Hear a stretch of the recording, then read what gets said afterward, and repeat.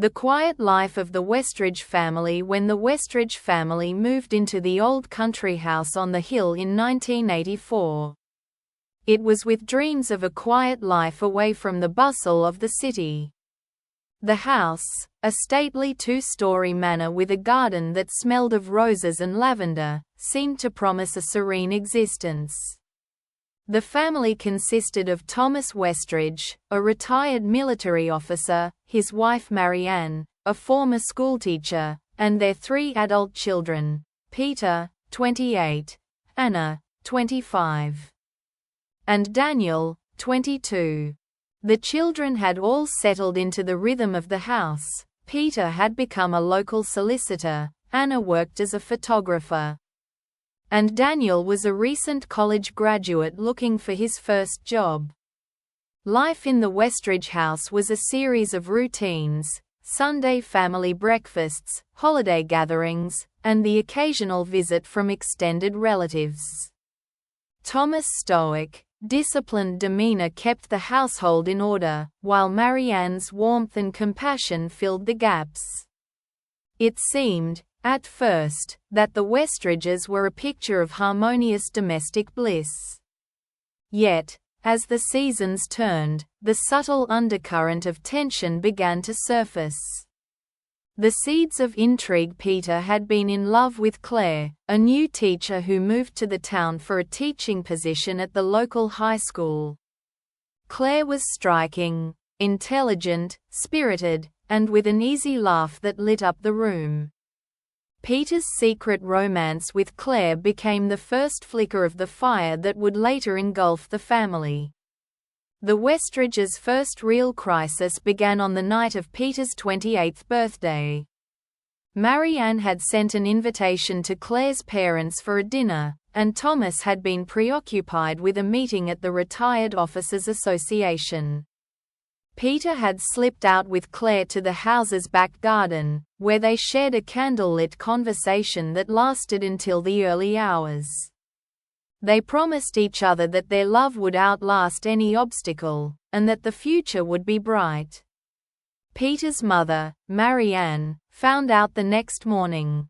She had been in the kitchen preparing breakfast when she noticed the scent of Claire's perfume lingering on Peter's jacket. She confronted Peter, who admitted to the affair. The confrontation was quiet, almost inaudible, as Thomas had already left for the day. Marianne's disappointment was not just for the infidelity but for the betrayal of her son's trust. The incident left a fragile rift in the family.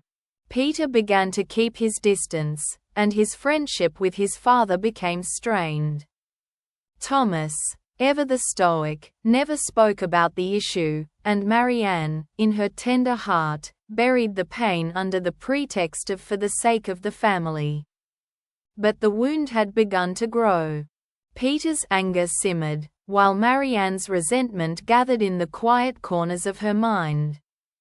The first betrayal that set the stage for a greater drama came from Daniel. Daniel had always been the quiet one in the family. He was shy, introspective, and more often than not, stayed away from the house's political games. He did not know how to make an entrance and was usually content with studying and writing. When the family's annual Christmas dinner was approaching, Thomas had asked Daniel to help organize the meal. He thought that Daniel would be a nice way to bring the family closer together.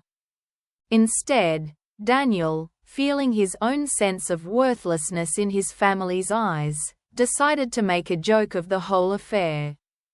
He added a secret spice to the gravy that made the whole family's mouths water. Daniel's act, a simple jest, had the effect of a small fire that turned into a roaring blaze.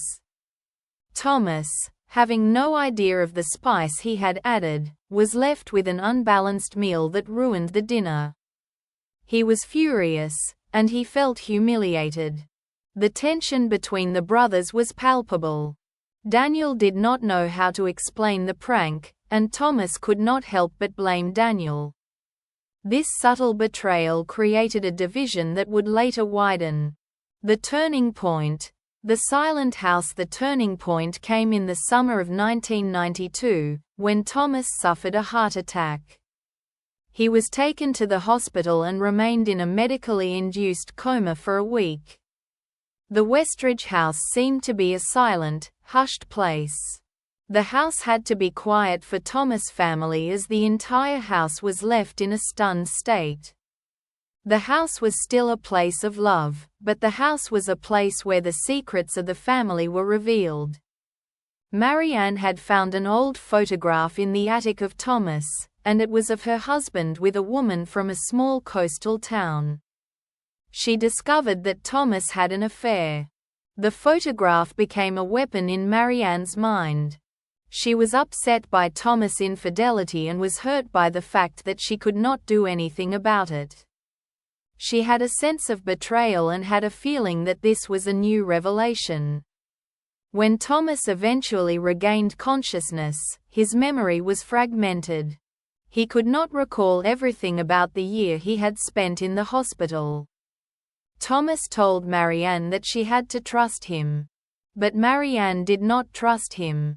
The house had turned into a silent space where the family was forced to confront a reality that had been hidden. The truth, now revealed, made the family's silence feel like a cage. After Thomas was discharged, the Westridge family tried to resume normalcy. But the cracks were too deep. Thomas had left the house with a deep sense of guilt. He could not forgive his wife's betrayal. The house that was once a peaceful place had become a place of quiet resentment. The silence had grown louder. The growing resentment in the winter of 1993, after Thomas' hospital discharge, the family's lives seemed to return to normal. However, Marianne began to feel that her family had become a prison. She was alone with her own sense of betrayal. She found herself becoming more resentful as the years went on. She found herself in a silent, uncomfortable, and untrusting environment. The sense of being trapped became more intense, and she was forced to confront a problem she was not ready to address. She did not understand how the house could be a place that allowed her to be trapped. Her mind was filled with thoughts of betrayal and her heart felt heavy. She was now ready to face her betrayal with a sense of resentment. She could see the ways her brother, Daniel, might have been complicit. She started to notice how his actions seemed to be aimed at protecting herself, not helping the family. She began to see that the house had been turned into a place of resentment, and that her brother Daniel had become a source of resentment. Her resentment and anger grew more and more. She began to consider an escape that would lead to a resolution. She started to see the house as a place where she could build a plan for revenge. She had an idea: to create a new family that would replace the old Westridge family. Daniel's plan for revenge. Daniel's idea was simple and subtle.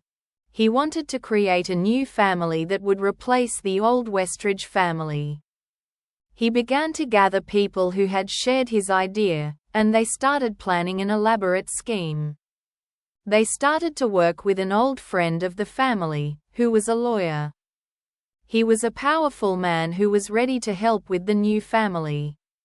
When the new family was born, the Westridge family was no longer a place where their family existed. Daniel began to act as a new father in the new family. He would give them all the money he had and create a new family that would be ready to take over. Daniel was ready to do anything.